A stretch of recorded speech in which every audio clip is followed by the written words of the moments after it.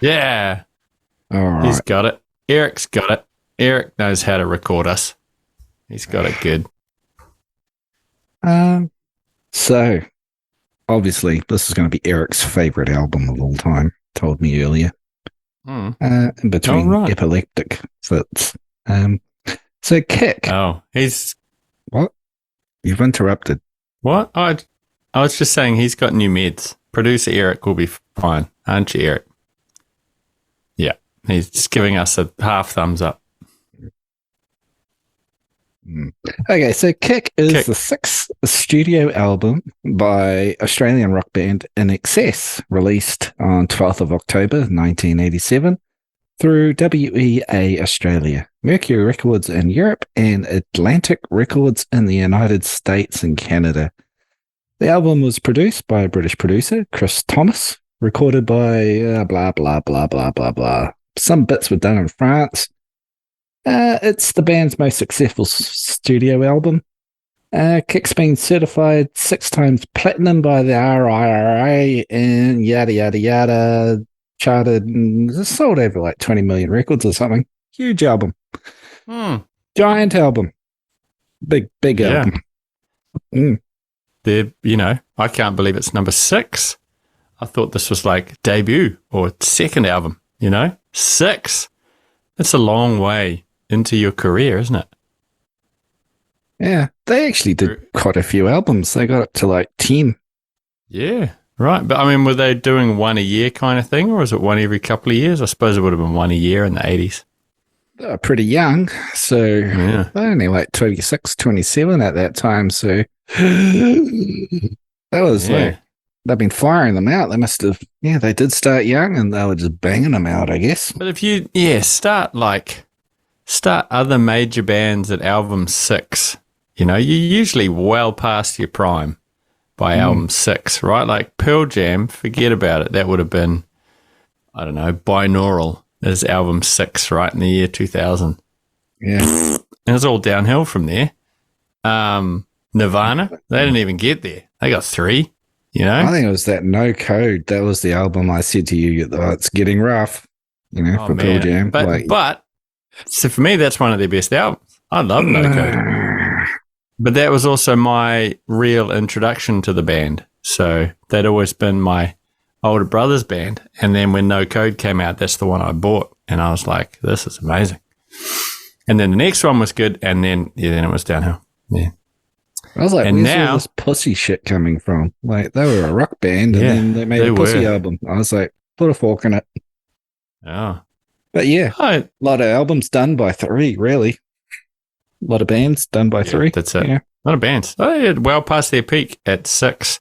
Has Tool even made it to 6 yet? I don't know. So we'll count Opiate, the EP, Undertow, Anima, 10,000 Days. What comes after that, everybody? Lateralis.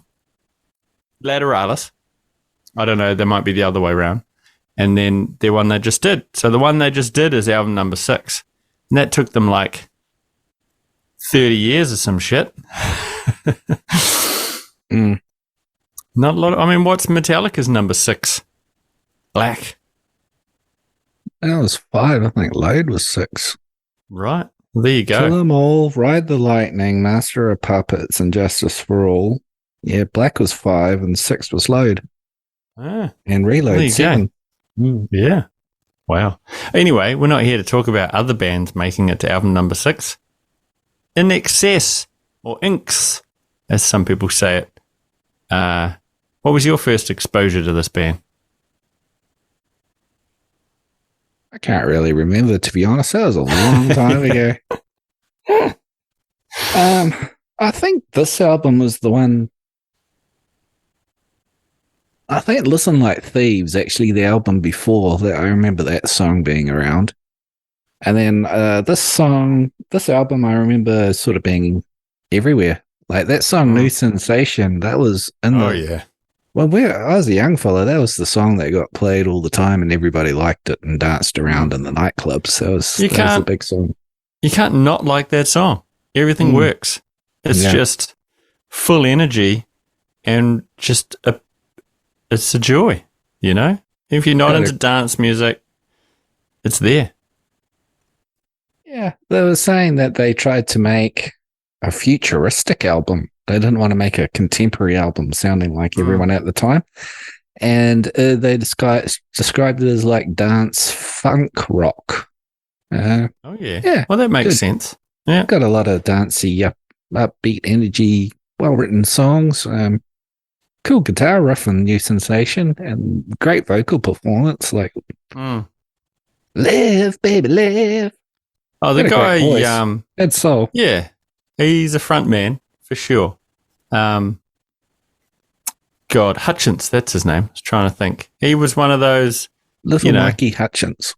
you get a couple every generation of a front man that can just nail it. No matter what, I guess it's generally a mainstream style, but there's somebody that just kicks ass, and he was one of them. You take Jim Morrison or who else are there? I mean, Scott Weiland from Stone Temple Pilots. He's a pretty good front man, and they're larger than life, if you know what I mean. Mm-hmm. And then they all generally go down in a ball of flames, right?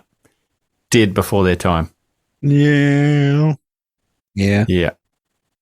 Do you know much about Crokin?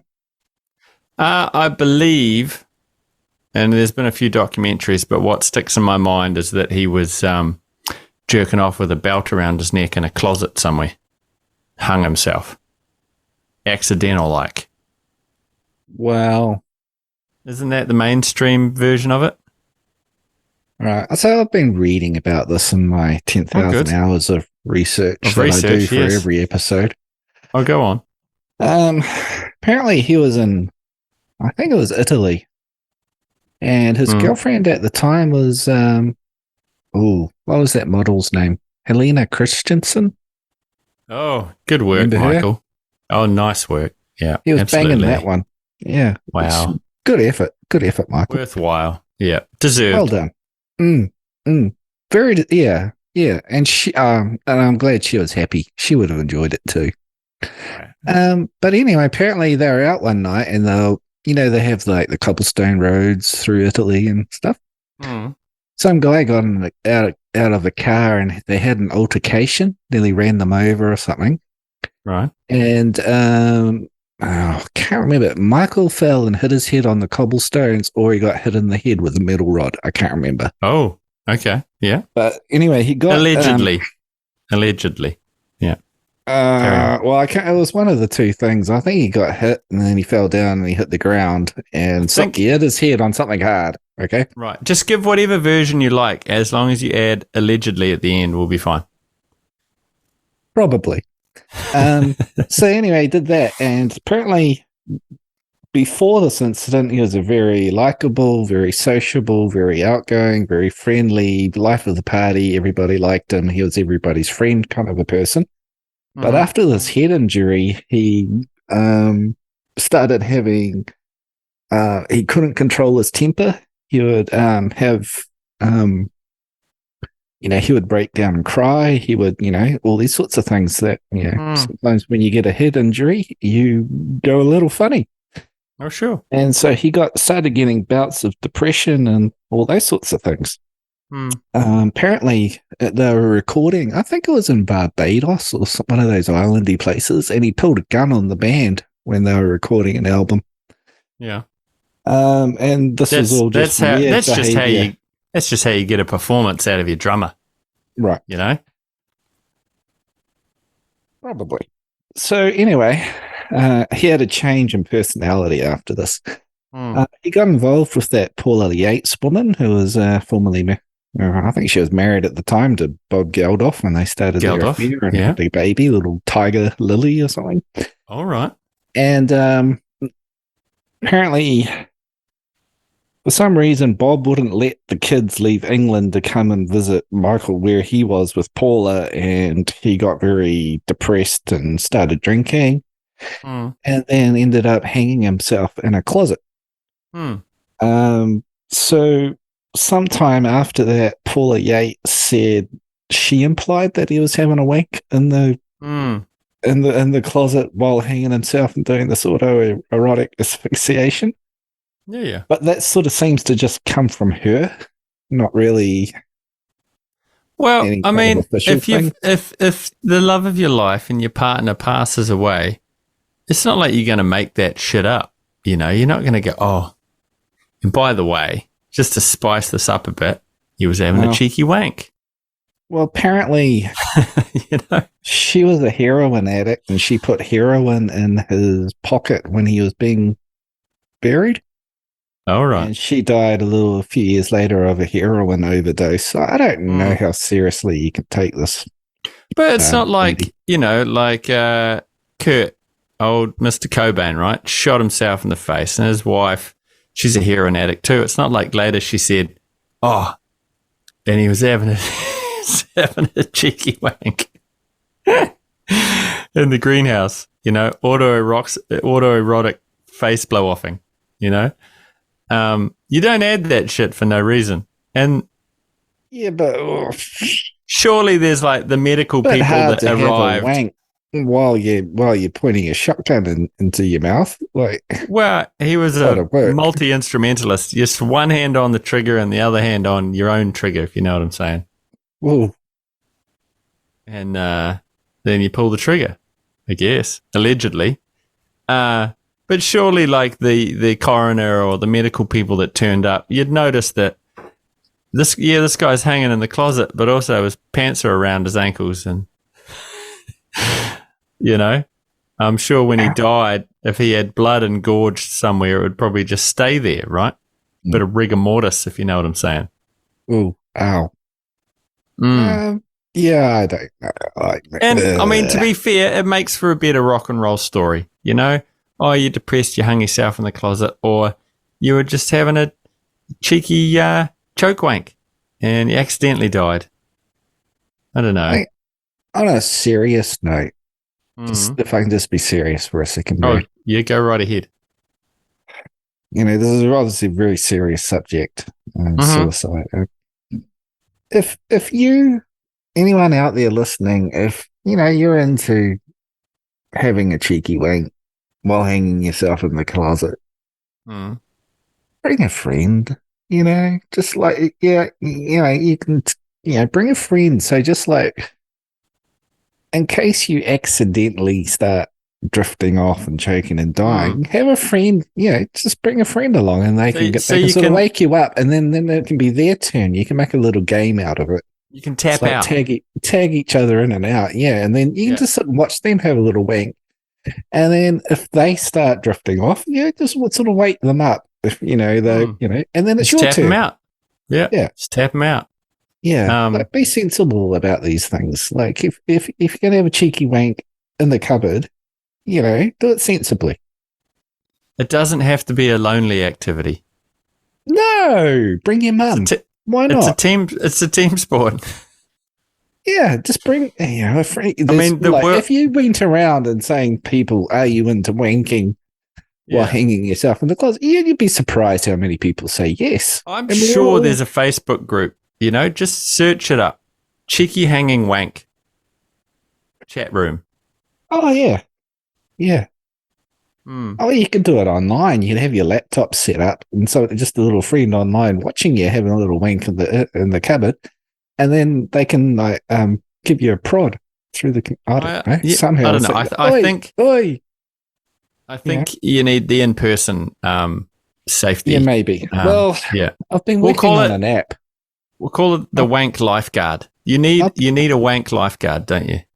In these situations. I've been working on an app, actually. Oh, okay. So basically, you buy a special belt, and you download the app, and the belt talks to the app, and it's basically when it registers your heart stopping or your oxygen levels getting too low, it releases the belt clip. Right. Okay. And so you just simply fall on your face, and then you're up again. So right. You know what? You should rebrand it. You should download the FAP. Download the FAP for when you're having a app. You know what I mean? Yeah. Instead of I think it's a cunning idea. We're patented, and it's coming soon. Done. You join the Pointless and Confused newsletter? we'll tell send you you all about links. it. Yeah. We're calling it the fapping lifeguard. The lifeguard fap. Yeah.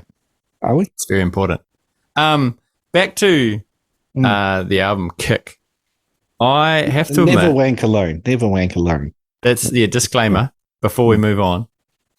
Always find a partner, a lifeguard. I was aware of all the songs, the hit singles. I knew INXS, but I didn't realize how many of the hit songs of theirs that I knew that I associated with the band's career were all off this one album. This was, doing our 10,000 hours of research for this episode. It's the first time I'd listened to the whole thing. Kick. Same. And wow, there's a lot of hit songs on this thing, most bands would do their 10-year career and wish for as many good songs as there is on this one album. So apparently the previous album, Listen Like Thieves, was a breakthrough hit into America and Europe. And this was the album where they got a big budget and they were like, this is the album we're going to conquer with. And so Ferris and Hutchins, they were the two main guys. And they told the other guys in the band, do you mind if we write this album? You guys will sit this out because we're going to do a better job, basically. And we're going to make an album where every song sounds like a single. All right. And the other guy said, yep, we'll get out of the way. You guys, you're obviously better than us. We're a bit shit, so you take over. So they got the kick. They got the kick. See? They got the kick, yeah. And I was just looking here. It was interesting. When they started pre-production, they did it in the Sydney Opera House on that massive stage in there. Right. There you go. But so I guess that answers the question I was just thinking. Who wrote all these hits? It was obviously Hutchins and other dude. Yeah. But they're killing it. They're getting it done. Andrew Ferris. Yeah, that's correct. Yeah. Right. I'm going to assume he's the guitarist guy.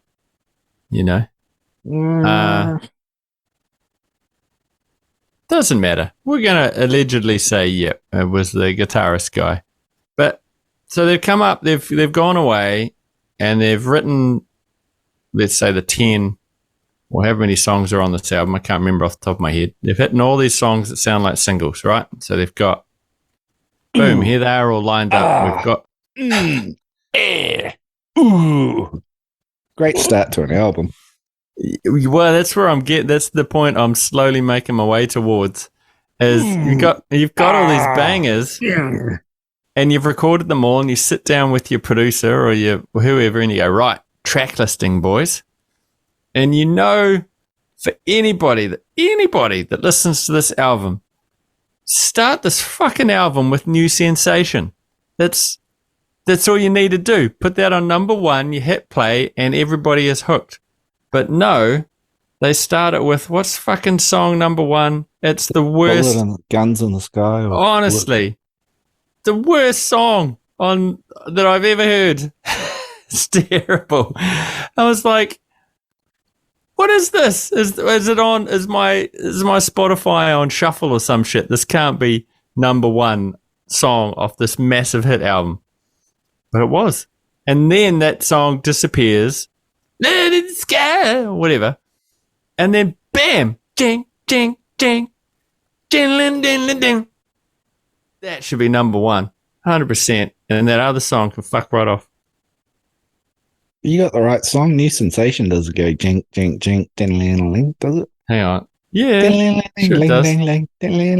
Oh, yeah. What's the one that goes din, din, din, din, lin, lin, lin, din? Another one bites I the need dust. you tonight. No, I need you tonight. Yeah, sorry. So on this fucking... Oh, it is. That's number 4. 10,000 hours of research. 10,000 hours. One wank in the cupboard with a noose around his neck, too many, I think. And then 8 vodkas. Just let it be. All right, we're getting there. How's New Sensation kick off then? Kind of, yeah. Oh, yeah. And the drums. Live, babe, live. Not that the day is over. Yeah. Come on. That, because it just goes like Guns in the Sky, piece of shit, right? And then New Sensation, number one hit. Devil Inside, number one hit. Need You Tonight, number one hit. Mediate, that's the bit on the end, but it's still wicked. You know, like they've just got this wicked run of songs. It's a little bit dated sounding. Oh, no way. Yeah. It's the datedness that makes it good. This would be, apart from the soundtrack of Roadhouse. Yeah. What? This is the only album where I think a saxophone actually applies and works. You know, unless it's sweaty, oiled up, shirtless guy from Roadhouse. This is the only time. Best soundtrack. That's what I'm meaning. Lost Boys. That's probably what I'm thinking about. I just had a bug fly up my nose. I can't think of a saxophone in Roadhouse. It's probably the Lost Boys then. Loosen the belt, Brad. Loosen the belt. I can't. I'm in the mix. It's late at night. I've got my lifeguard here. I've dove in the deep end head first. Eric, just you come in and just help Brad loosen the belt. I'm not tapping out. I'm not tapping out yet. Just leave it be. No, don't be brave. Don't be brave, Brad. Just back off. Don't be brave. Don't be brave. Don't be brave. I'm swimming just fine. No, you're at moderate speed. You're nodding off. No, it's not worth it. Pull up. So, Guns in the Sky, your favorite on the album then? I heard that. I thought, fuck, we're in for a rough ride. Mm-hmm. But no, it does a U-turn, doesn't it? When as soon as New Sensation comes on, there's a great songs, and then there's some songs that are like Mediate, where it gets a bit dated and a bit silly. Well, that was tacked on to the end of Need You Tonight, wasn't it? Me today, best by rate, CBC. They ripped off in the music video. I remember they ripped off Bob Dylan's Subterranean Homesick Blues, where in the music video he's dropping the cue cards with all the words on it.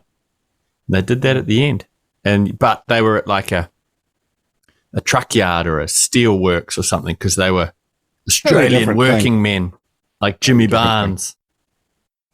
Yeah, are they? I could just imagine beautiful Michael Hutchence putting on, getting his hands all oily and dirty and working in the mines. Pretty sure Australia. They came from the suburbs. I watched the INXS miniseries. Oh, did you? Well, you're all clued up. How did they get together? Just in the suburbs, hanging out, had a jam, and then became famous quite quickly. Well, 6 albums in, they became famous. They would have been playing pubs and having a great time. I mean, they're only 26, 27 when they made this album, so. All right, well, I'm just gonna throw it out. I'm gonna mix it up. For you, on this album full of hits, what's your number one song? What's the best song on Kick? I like New Sensation. New Sensations, your live, baby, live. Yeah, that's the best. Yeah, man, great sounding record, isn't it? Really well recorded and really clean and nice and full and tight, punchy, balanced and great. Yeah, and Hutchins' voice, it stands above the rest. You know, like there's no oh, he's not in this song, or there's no he's not given his all. He's there. He's in the closet, just going at it, isn't he? You know, banging away. Just banging it away. Look, it's easy to come back to all the songs because they're all hits. You know them all. I think New Sensation, you're right, is probably the biggest hit on the album. But my favorite is Never Tear Us Apart. I don't know why. I just like that one. It's got that down, down, down, down, dum, dum, dum, dum, dum, dum. Yeah, it's great. Great piece of music. Mystify. Need You Tonight, Devil Inside.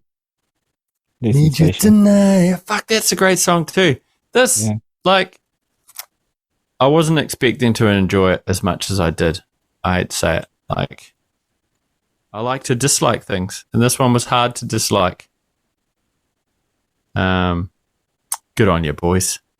Get on you, Aussie collars. By written by Michael Hutchence by himself. Mm.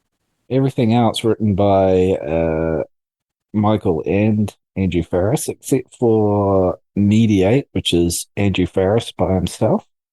And the Mm. loved ones that are colour. Ian Klein, Gary Humphreys, and Rob Lovett. Mm. Don't know those guys. But in all fairness, for the greatness of the album, it does have a lot of faff and filler on it.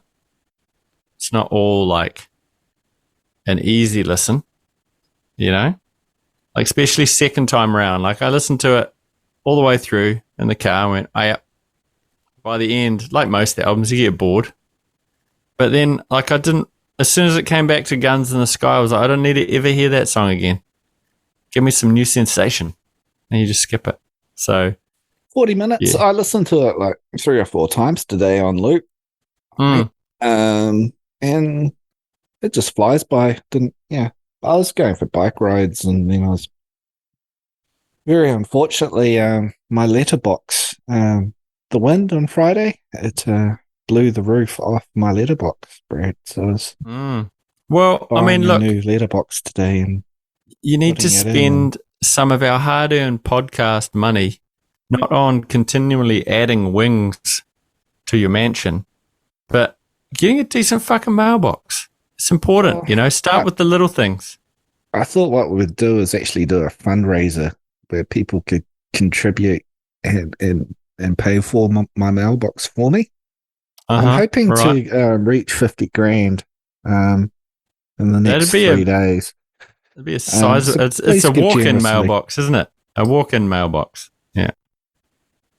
Well, it's going to be specially blessed by the Church of Scientology. I'm just letting a little cat out of the bag there, but there's something special coming. Spend your hard-earned, raised money and just take a tiny home off a couple of useless hippies and make that your mailbox. I'm not spending my own money on this. Other people's money. What people do these days is they do fundraisers on GoFundMe and stuff, and they get strangers from around the world to pay for the shit that they want. That's how it works. That's what an economy is. Right. And I just think the viewers, quite frankly, owe it to me. So, 50 grand by 3 days. The listeners, whatever, however they're doing it. Like, if they're viewing and listening, however they're doing this, right? Double contribution, I feel. Right. So, yeah. Well, good luck to you, sir. I will not be giving you any of my percentage of our large takings.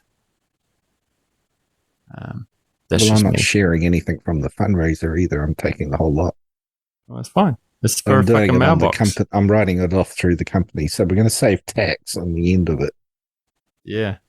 I just have my own personal fucking postman, and he walks that shit up to me and puts it in my hand. Like, mailboxes are so fucking pre-23, mate. If I don't have a mailbox, I won't be able to give me bills. No, that all comes digitally these days. Mail's only good for sort of packages, if you're buying fleshlights and stuff. Anyway, please give generously. I wait. Yeah. Best thing about your fundraising plan is you have no fundraising page to send people to. pointlessandconfused.com/free the mailbox /48276 little hypheny thing 4869. There's a little code that you have to break to get into it, and then and when it says download, just say yes. Yeah, just click agree and yes and install. Yeah. And then when shit starts happening on your screen, just ignore it. Just pay the ransom, and Dan will get his mailbox. That's how the economy works, Brad. Yeah, that's how the economy works. Blackmail through digital media. So go on. At the time, I remember being a young fella thinking these guys were Fucking gay. Oh, you can't say that anymore. No, Cancelled. but back then we did. That was just the Right. common vernacular. But Just well, you looked at them and today, you went. obviously, we celebrate that sort of a thing. But You back thought then, long hair, leather pants, yeah. homosexual. Screwing supermodels left, right, and center. Yeah, gay. If that's gay, mate. Oh, Yeah. yumma. That's Yeah. just where my head was when I was 16. Gay. All right. Well, I was wearing a shirt. As he showed his ears and his chest. Gay. Yeah, singing all these gay songs, but oh, look at that lady he's making out with. Damn it. White leather pants, dating supermodels. Good gay. Good God, who'd do that? How dare they? So offensive. Yeah. Looking all pretty and hooking up with other pretty people. Pretty boy being pretty. Singing amazingly. With, no fear of stage fright.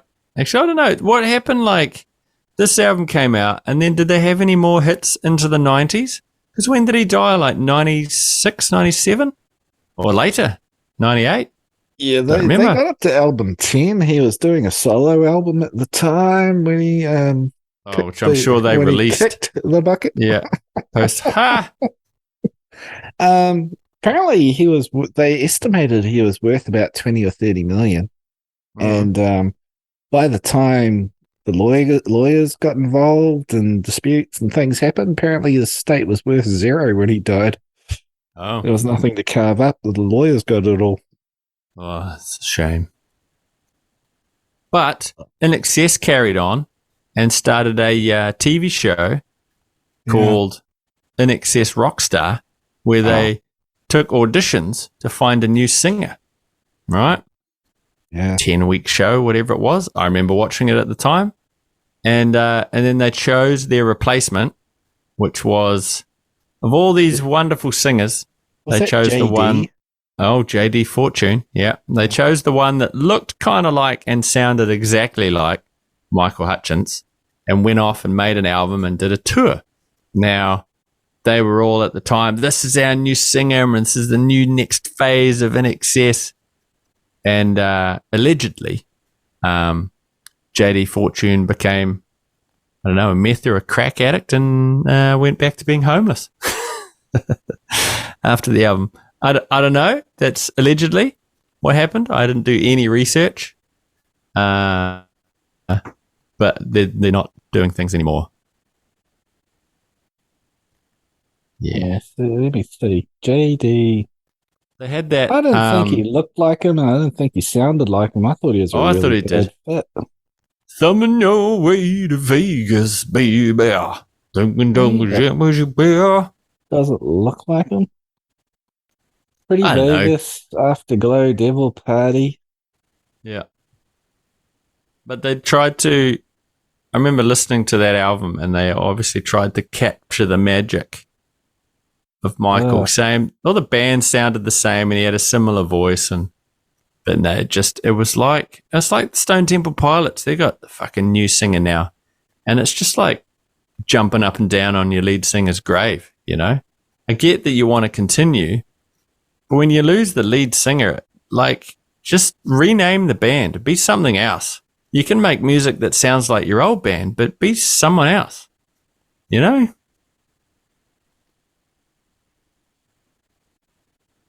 It's like if James Hetfield died and they got a replacement in, would you want them to still be called Metallica?